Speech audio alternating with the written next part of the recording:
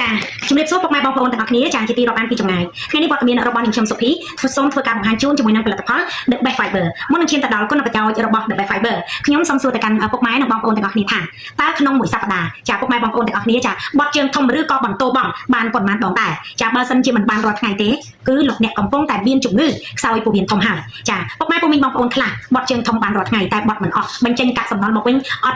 ត់សមភាពជាមួយនឹងការទទួលទានទេមួយថ្ងៃទទួលទានអាហារ3ពេលចាពុកម៉ែពុំមីងបងប្អូនខ្លះនៅមានអាហារសម្រន់បន្ថែមលើសពីនឹងទៀតអញ្ចឹងហើយបើសិនជាលោកអ្នកបត់ជើងធំឬក៏បន្ទោបងបញ្ចេញមកខាងក្រៅវិញមិនបានរាល់ថ្ងៃទេនោះចានឹងធ្វើឲ្យកាកសំណល់ជាតិពុលទាំងអស់សាយភាយចេញពីប្រព័ន្ធរំលាយអាហារចាទៅប៉ះពាល់ដល់ថ្លើមដល់សួតដល់បេះដូងចាប៉ះពាល់ដល់ខួរក្បាលជាតិពុលនឹងคล้ายទៅជាឧស្ម័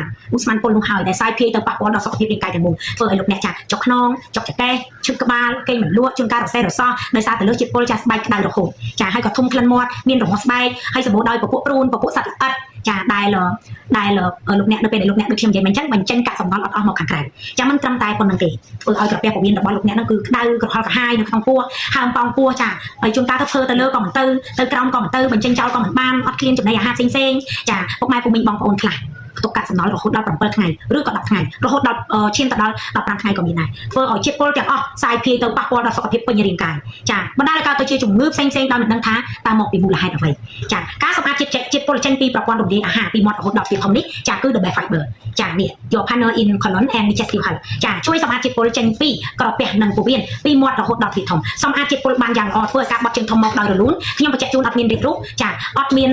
ប្រើហើយចាកាន់តែពិបាកបត់ជើងទេប្រើហើយកាន់តែស្រួលកាន់តែល្អប្រសើរប្រើបានគ្រប់វ័យចំពោះស្ត្រីមានតែពោះចាកូនក្មេងឬក៏មនុស្សចាស់ក៏ប្រើបានគ្រប់គ្នាពីព្រោះ The Best Fiber មិនមែនជាថ្នាំពេទ្យទេចាតែជាប្រភេទចាបន្លែផ្លែឈើដែលផ្សំឡើងតាមបែបពពួក Organic ដែលមានលេខបញ្ជីការរបស់ក្រសួងសុខាភិបាលនៅទីនេះចាត្រួតពិនិត្យត្រឹមត្រូវពុកម៉ែពុំមីងបងប្អូនប្រើដោយទំនុកចិត្តប្រើដោយសុវត្ថិភាពទទួលបានគុណប្រយោជន៍និងគុណភាពចាទទួលបានដឹងនៅប្រសិទ្ធភាពចាប់ពី8ម៉ោងឡើងទៅចាក្រពះពោះវៀនពុកម៉ែពុំមីងបងប្អូនដែលចាស់ចាប់ពីអាយុ75ឬក៏80ពេលឡើងទៅចាត្រូវការពេលប្រហែលជាជាង10ម៉ោងប៉ុន្តែលោកអ្នកដែលមានវ័យកណ្ដាលចាចាប់ពីអាយុ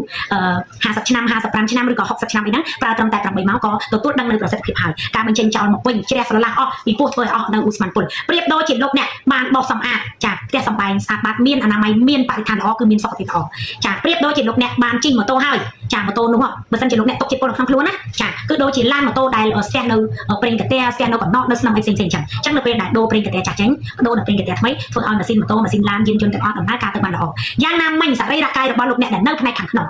ពុំមានអ្វីចូលទៅលាងសម្អាតបានទេចាដូចជាខ្ញុំឧទាហរណ៍ចាសក់